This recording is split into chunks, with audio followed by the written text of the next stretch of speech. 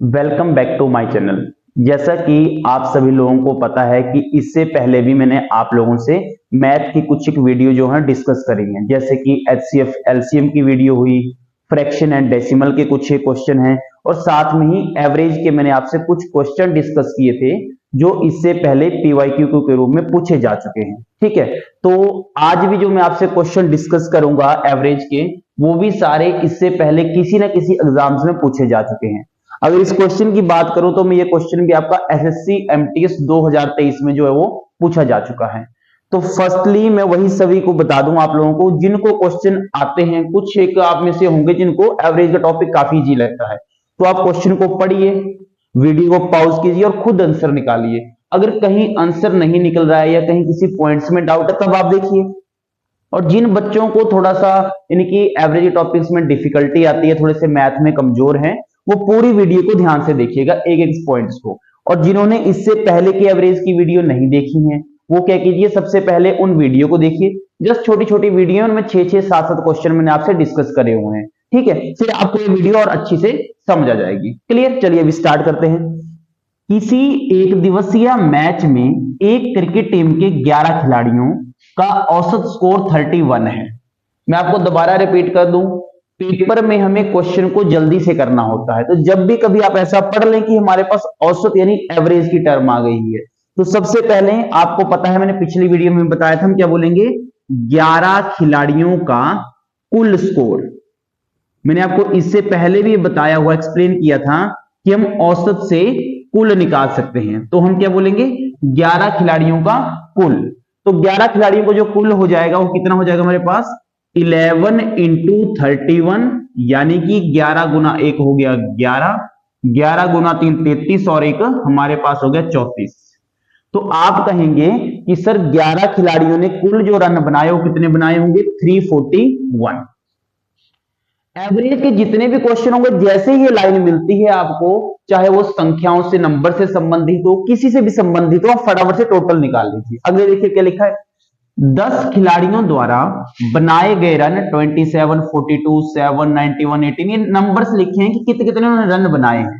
पूछा क्या हुआ है, 11वें खिलाड़ी ने कितने रन बनाए। अब आप एक चीज सोचिए खुद दिमाग से, आपके पास 11 खिलाड़ियों का टोटल दिया गया है, 10 खिलाड़ियों को इंडिविजुअली रन दिए गए हैं कि उन्होंने कितने कितने रन बनाए हुए हैं।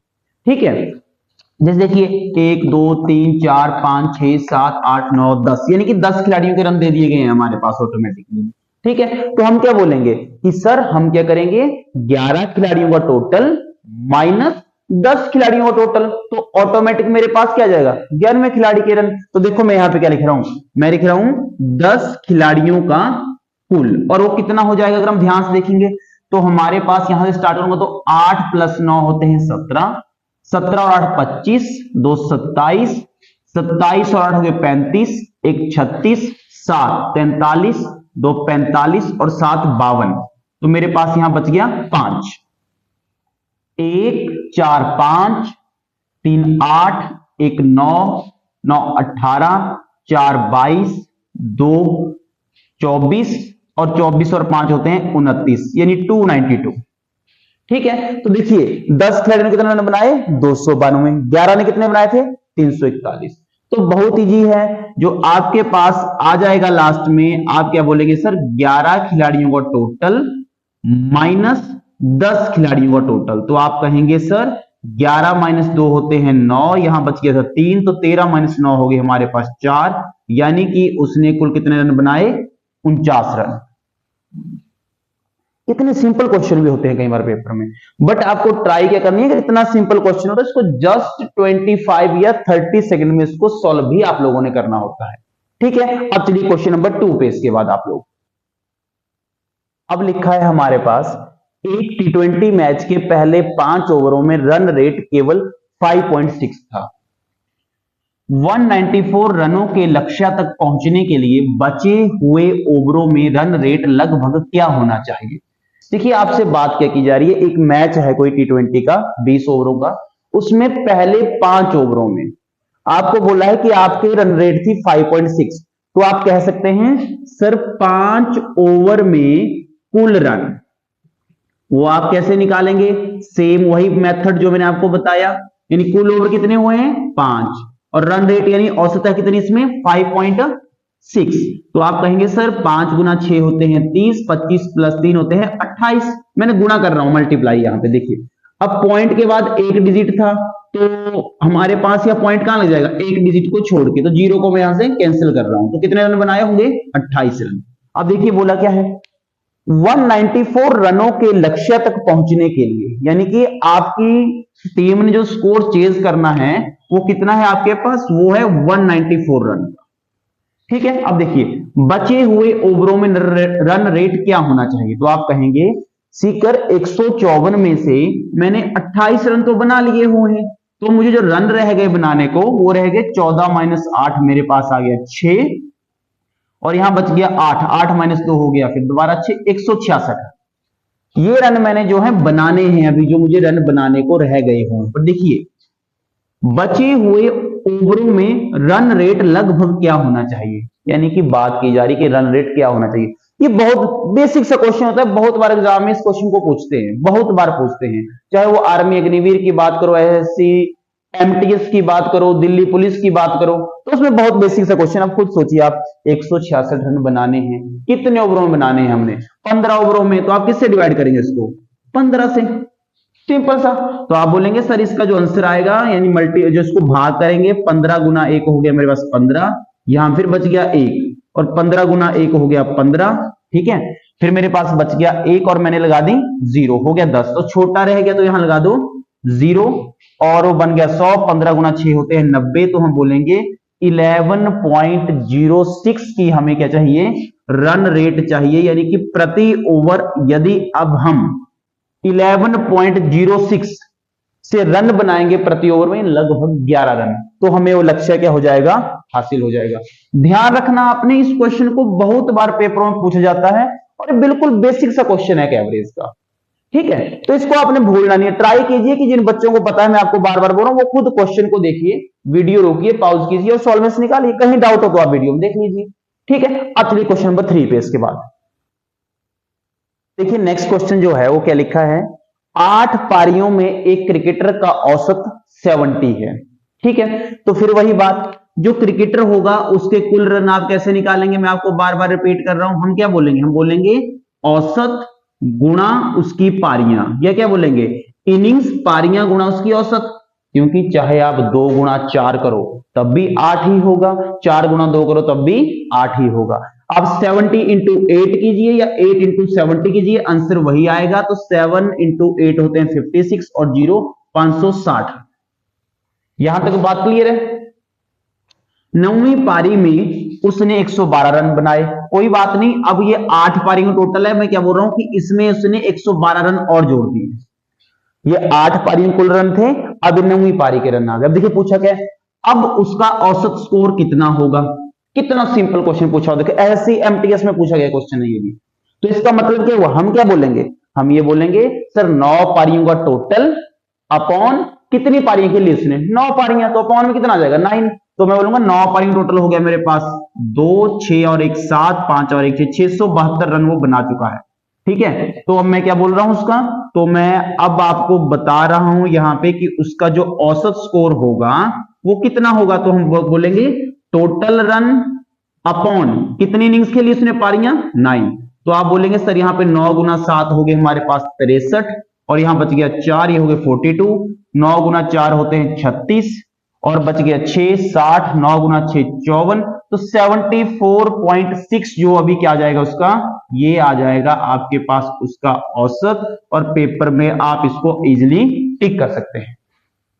आप कहेंगे सर ये क्वेश्चन तो बहुत इजी है, पर मैं आपको फिर रिपीट कर रहा हूं, इजी तो है क्वेश्चन, पर इनको इजी ये तब होंगे जब पेपर में आप ऐसे क्वेश्चनों को 20 से 30 सेकंड के अंदर अंदर इसका आंसर निकाल सकते हैं। अगर आप इसको 1 मिनट लगाएंगे तो फिर ये इजी नहीं होगी, तो वहां तो आपने टाइम भी चला हुआ आपके पास पेपर में, तो इस बात को ध्यान रखिए। चलिए नेक्स्ट क्वेश्चन पे इसके बाद देखिए क्वेश्चन नंबर 4 है हमारे पास, 50 संख्याओं का औसत 63 है। तो पेपर में हम लोग क्या करेंगे, फटाफट से सबसे पहले क्या निकालेंगे कि कुल कितना होगा टोटल, तो आप सर कैसे बोलेंगे कि 50 इंटू 63, ठीक है, हम बोलेंगे 5 गुना 3 हो गए मेरे पास 15, 5 गुना 6 30 और 1 31, कितना टोटल आ जाएगा 3150। अब देखिए आगे, यदि संख्या 96 को 76 से बदल दिया जाता है, आप क्या बोलेंगे सर इसमें 50 संख्याओं 50 नंबर की सीरीज में एक संख्या कितनी थी 96, उसको किससे रिप्लेस किया होगा 76 से। यानी कि मानिए कि अगर ये सीरीज है कोई एक संख्याओं की, तो उसमें से ये 96 है, इसको यहां से हटा दिया गया, क्या ऐड किया गया होगा यहाँ पे 76 को इसमें ऐड कर दिया गया इसकी जगह पे। तो आप क्या बोलेंगे कि सर देखिए जो पूरा टोटल होगा उसमें कितने अंकों की कमी आई होगी 20 अंकों की। क्यों आई होगी सोचिए, फिर ध्यान से सोचिए। आपके पास संख्याएं क्रम में लिखी हुई हैं, आप उसमें से 96 को निकाल दिए 96 को निकाल दिए, तो आप बोलेंगे सर पूरे टोटल में कितनी कमी हुई 96 की। जब 96 को निकाला तो कमी कितने की हुई 96 की, बट 96 की जगह मैंने कितने रख दिए 76 रख दिए। तो सोचिए कि 96 में से 76 की तो भरपाई हो गई, तो कितनी कमी रह गई बाकी सिर्फ 20 की। तो मैं क्या बोलूंगा कि मैं लिख देता हूं यहां पे कि कमी। तो कमी कैसे निकाली मैंने कमी निकाली कि 96 को मैंने बाहर किया और किसको रखा अंदर 76 को। इन दोनों के बीच में कितना अंतराल होगा 20 अंकों का। तो मैं क्या बोलूंगा कि सर ओवरऑल में पूरी जो होगी वो 20 अंकों की कमी होगी, और टोटल जो मेरे पास अब होगा वो होगा 3130। ठीक है, यहां तक कोई डाउट। अब देखिए आगे, तो औसत में कितने अंकों की कमी आएगी। अब आपसे ये नहीं पूछा है कि औसत कितनी हो जाएगी, पूछा ये है औसत में कितने अंकों की कमी आएगी। तो सबसे पहले आपको ये तो पता था कि 50 की औसत कितनी है 63, तो अभी थोड़ी सी कमी हुई है ना टोटल में, तो चेक कर लेते हैं कितने की कमी हुई है। तो मैं चेक कर रहा हूं, यहां लिख रहा हूं मैं यहां पे कि 3130 मेरा टोटल, और संख्याएं हैं मेरे पास 50। तो मैं क्या करूंगा 0 से 0 काट देता हूं ताकि थोड़ा इजी रहे करने के लिए। 5 गुना 6 होते हैं 30, यहां बच गया 1। 5 गुना 2 होते हैं मेरे पास 10, और मेरे पास बच गए 3। 5 गुना 6 30, तो कितना हो गया 62.6। चेक कीजिए पहले औसत कितना था 63। तो आप आंसर में क्या हो जाएगा, आप क्या बोलेंगे सर जो पूरी कमी आई वो 63 माइनस 62.6, क्योंकि पहले वो 63 था, कितना है 62.6। तो आप क्या बोलेंगे सर 0.4 अंक की कमी जो है पूरे औसत में देखी गई जब हमने 96 को किससे रिप्लेस किया 76 से रिप्लेस किया। इस क्वेश्चन को थोड़ा ध्यान से समझ लेना, आप लोग पेपर में इसको बहुत बार पूछते हैं।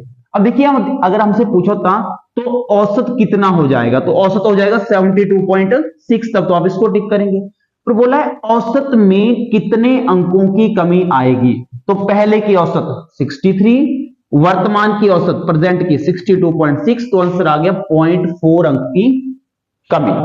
क्लियर। देखिए अब चलिए नेक्स्ट पेज के बाद आप लोग देखिए, अगला भी बहुत बेसिक क्वेश्चन आपसे पूछा गया हुआ है सॉरी 36 छात्रों के एक समूह की औसत आयु 15 वर्ष है। ठीक है, अब मैं आपको बोल रहा हूं ऐसे हमने कितने क्वेश्चन कर लिए। कुछ बच्चों को होता है जो फर्स्ट टाइम वीडियो देखे बोलेंगे कि सर बहुत फटाफट से हमें समझ ही नहीं आ रहा है। तो मैंने आपको स्टार्टिंग में बात की, इससे पहले मैं 3 वीडियो बना चुका हूं एवरेज के क्वेश्चनों की, पहले आप उनको देखिए। ये वीडियो आपको बिल्कुल इजी लगेगी, बिल्कुल इजी वीडियो है, थोड़ी सी डिफिकल्ट उन बच्चों को लगेगी जो फर्स्ट टाइम देख रहे हैं। तो पहले उन वीडियो को जाके देखिए आप एक बार के लिए। अब देखिए ध्यान से, 36 छात्रों के एक समूह की औसत आयु 15 वर्ष है, तो हम बोलेंगे सर जो उनका टोटल आएगा सभी का वो कैसे आएगा 36 मल्टीप्लाई बाई 15। 15 इंटू 6 हो गए मेरे पास 90, मेरे पास 9 हमारे पास बाकी बच गया, और 45 और 9 होते हैं मेरे पास यहाँ पे 54। ठीक है, अब देखिए ध्यान से, अब हमारे पास क्या आ गया 540 वर्ष क्या हो गया इनका टोटल हो गया। अब देखिए शिक्षक की आयु, इनमें शामिल किए जाने पर औसत आयु में 1 वर्ष की वृद्धि होती है। अब ध्यान समझिए, एक शिक्षक कोई और आता है तो इट मींस जब शिक्षक आया तो इसमें टीचर एक और प्लस हो गया होगा, टीचर प्लस स्टूडेंट अब हमारे पास हो गए। तो स्टूडेंट कितने हैं पहले 36, तो अब टीचर के साथ मिलाकर कितने हो गए 37 मल्टीप्लाई बाई, ध्यान से देखिए मैं क्या बोल रहा हूं 37 कहां से हो, फिर रिपीट कर रहा हूं मैं, देखिए 36 स्टूडेंट और एक उनका टीचर, कितने हो गए 37। अब देखिए आगे, शामिल किए जाने पर औसत आयु में 1 वर्ष की वृद्धि होती है। पहले औसत थी 15, तो 1 की वृद्धि करने पर कितनी होगी 16, तो टोटल कितना हो गया दोबारा से। तो अब देखिए, अब यहां पर फिर वही बात, जिन बच्चों को टेबल आते होंगे वो जल्दी से कर लेंगे, नहीं तो बाकी को गुणा वहां साइड में करना पड़ेगा। तो 16 गुना 7 होते हैं 112, मेरे पास कितना बच गया यहाँ पे 11 बाकी शेषफल में। 16 गुना 3 48 और 48 11 होते हैं 59, 592 वर्ष। अब जिन बच्चों को नहीं पता है उनके लिए थोड़ा सा मैं यहां कर दूं, बट ट्राई कीजिए, सारे टेबल को याद कीजिए। 6 गुना 7 42, 4 आप ऐसे माने कैरी में रहेगा, 6 गुना 3 18, 18 और 4 होते हैं 22, 1 गुना 7 1 गुना 3 तो आ गया 2, 7 2 9 3 2 5, देख लीजिए। ठीक है, अब चलिए आगे। अब आपको बोला शिक्षक की आयु कितनी, अब आप खुद सोचिए। पहले ग्रुप में मेरे पास ओनली सभी बच्चों की आयु ऐड है, दूसरे ग्रुप में मेरे पास बच्चों के साथ साथ टीचर की आयु को भी मैंने ऐड कर लिया हुआ है।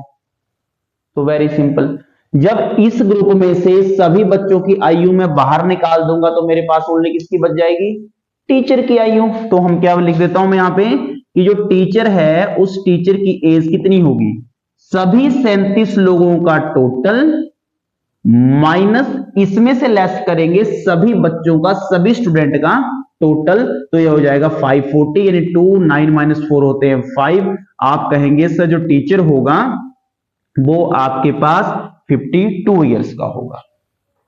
क्लियर, बड़े बेसिक्स क्वेश्चन है, बस मैं आपको बार बार बोल रहा हूं कि थोड़ा सा ट्राई कीजिए आप लोग। जब भी मैं आपको बार बार रहा हूं कि छोटी छोटी वीडियो बनाई हुई है एवरेज के ऊपर, उन सभी वीडियो को देखिए।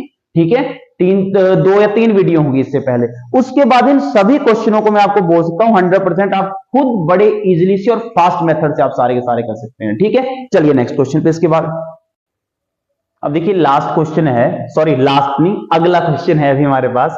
7 क्रमगत संख्याओं का औसत 123 है। तो जब भी मैंने आपको बार बार मैं बोल रहा हूं कि हम आज भी 4 5 6 क्वेश्चन कर चुके हैं, जब भी ऐसा पढ़ लिया तो सबसे पहले पेपर में क्या निकालो, फटाफट से टोटल निकालो।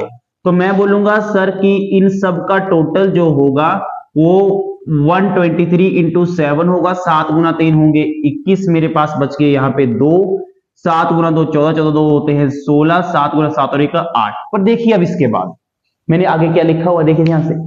तो पहली और अंतिम संख्या का औसत क्या होगा। अब आप बोलेंगे सर अब ये कैसे करेंगे, क्योंकि आपने टोटल बता दिया, अब हम क्या करेंगे।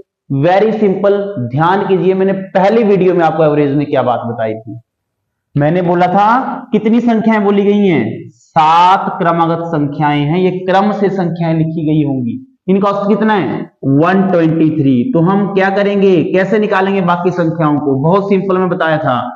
एक संख्या इससे आगे लिख दीजिए, एक संख्या इससे पीछे लिख दीजिए, मैंने आपको मेथड बताया था, मैंने बहुत इजी है इसको करना। सेम अपनाएंगे तो 124 के बाद 125 और 122 से पहले 121। अगला सेम ऐसे अपनाएंगे तो यहां पे 126 और यहां पर 120। चेक कीजिए कि 7 संख्याएं हो गई, 1 2 3 4 5 6 7, क्योंकि आपको पता है एवरेज हमेशा क्या होती है, बीच वाली संख्या।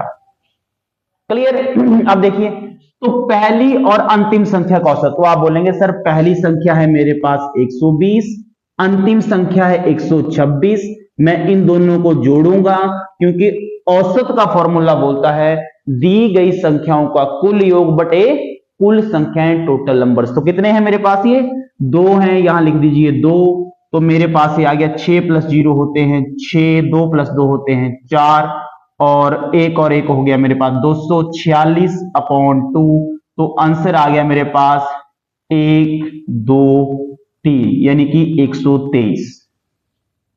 देखिए क्या ये डिफिकल्ट है, बहुत सिंपल क्वेश्चन है, बस आपको मैंने बोला जितनी आप प्रैक्टिस करते जाएंगे उतना पेपर में एवरेज का क्वेश्चन आप 20 से 25 सेकंड में अटेम्प्ट कर लेंगे और क्वेश्चन सही होगा।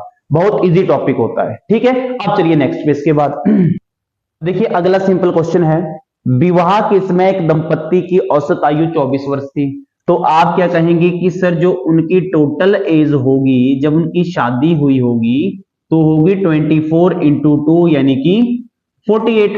अब देखिए 5 वर्ष बाद, अब ध्यान से देखिए 5 वर्ष बाद, आप खुद सोचिए जब 5 वर्ष बीत जाएंगे तो 5 वर्ष बाद क्या होंगे, जो हस्बैंड होंगे वो भी 5 वर्ष उनकी आयु बढ़ जाएगी और वाइफ की भी 5 वर्ष जो आयु होगी वो बढ़ जाएगी। ठीक है, तो देखिए तो आप बोलेंगे सर हस्बैंड की 5 वर्ष बढ़ेगी और अब वाइफ की भी 5 वर्ष, टोटल कितना बढ़ जाएगा 10 वर्ष बढ़ जाएगा। तो आप क्या बोलेंगे 5 वर्ष बाद उन दोनों की जो आयु होगी वो कितनी होगी 58 वर्ष हो जाएगी। पर यहां पे ध्यान रखिए, देखिए उनके 1 वर्ष की लड़की है, 5 वर्ष बाद उनके 1 वर्ष की लड़की है, ठीक है जी। अब सारे परिवार की औसत आयु कितनी है? पूरे परिवार की, पहले कितने मेंबर थे? 2, अब कितने हैं? 3। तो आप बोलेंगे सर 58 तो हो गया हस्बैंड और वाइफ का टोटल, बट साथ में जब उनकी डॉटर को मिलाऊंगा तो वो भी है 1 साल की, तो टोटल हो गया सर आप बोलेंगे 59 वर्ष अपॉन, वही सेम बात है एवरेज की, कि दी गई संख्या यानी दिए गए व्यक्तियों की आयु का टोटल अपॉन कुल कितने, तो कितने व्यक्ति हैं हमारे पास हो? 3। तो कैसे आगे देखिए हमारे पास भी ध्यान से, यहां पे 3 गुना 1 हो गया 3, मेरे पास यहां बच गए थे 2, ठीक है। 3 गुना 9 होते हैं 27, फिर मेरे पास बच गया था 2, 0, 20 और 3 गुना 6 18। तो आप बोलेंगे सर उनकी औसत आएगी 19.6 वर्ष, ठीक है। और मान के चलिए कि पेपर में आपको 80-90% इतने ही सिंपल क्वेश्चन मिलते हैं, किसी शिफ्ट में या किसी एग्जाम में होता है कि थोड़ा सा डिफिकल्ट क्वेश्चन रहता है। अगर आप बैंकिंग की तैयारी भी कर रहे हैं ना, जहां 2 से 3 क्वेश्चन आते हैं, वहां 1 से 2 क्वेश्चन इतने सिंपल होते हैं, बस आपकी कैलकुलेशन फास्ट, क्वेश्चन को अंडरस्टैंड करने का तरीका फास्ट, ये तो चीजें बहुत इंपॉर्टेंट होती हैं, इसको आपने ध्यान रखना, ठीक है। चलिए लास्ट क्वेश्चन, इसका एक और क्वेश्चन करेंगे हम लोग नेक्स्ट, इसके बाद देखिए। अब देखिए लास्ट क्वेश्चन है, 5 संख्याओं का औसत 92 है, तो आप बोलेंगे सर 5 संख्याओं का मतलब औसत का मीनिंग हो गया 92, यानी कि 5 गुना 2 हो गए 10, 5 गुना 9 45 और एक हो गया 46, 460। अंतिम 3 संख्याओं का औसत है 89, तो अंतिम 3 जो संख्याएं 3 है, औसत 89 है, मल्टीप्लाई करेंगे तो हो गया 3 गुना 9 मेरे पास हो गए 27, मेरे पास बच गए 2, 3 गुना 8 24, 24 तो हो गए 26। कुछ इस तरह समझ लीजिएगा, डिफिकल्टीज आ रही है। 5 संख्या मैंने मान ली ए बी सी डी, सबका टोटल जो हो गया 460, इसमें से अंतिम 3 को बोला सी डी ई, तो उनका टोटल हो गया 267। क्लियर? देखिए आगे, तो पहली और दूसरी संख्या का योगफल क्या होगा? अब देखिए कितना इजी पूछा था क्वेश्चन, इसका मीनिंग क्या हुआ कि आपको एक बार 5 संख्याओं का टोटल दे दिया गया इन पांचों का, और बाद में लास्ट 3 का बोल दिया। अब बोला जो पहली 2 बची उनका टोटल कितना होगा? आप बोलेंगे सर की जो 2 संख्याएं बच गई और ए और बी बच गई, तो उनका टोटल यहीं से माइनस कर लेते हैं। क्यों? क्योंकि 5 संख्याओं में से यदि अंतिम 3 संख्याओं को निकाल दिया जाए तो बाकी संख्याएं बच गई 2, तो 10 माइनस 7 हो गया 3, यहां बच गया 5, 15 माइनस 6 हो गए मेरे पास 9, 3 माइनस 2 हो गया 193, आपको ऑप्शन के रूप में जो है वो मिल जाएगा। ठीक है, बहुत सिंपल क्वेश्चन है। और आज की वीडियो आप सभी लोगों ने मुझे कमेंट बॉक्स में बताना कि आपको कैसी लगी। ठीक है, नेक्स्ट वीडियो में हम इससे आगे डिस्कस करेंगे। Okay, thank you.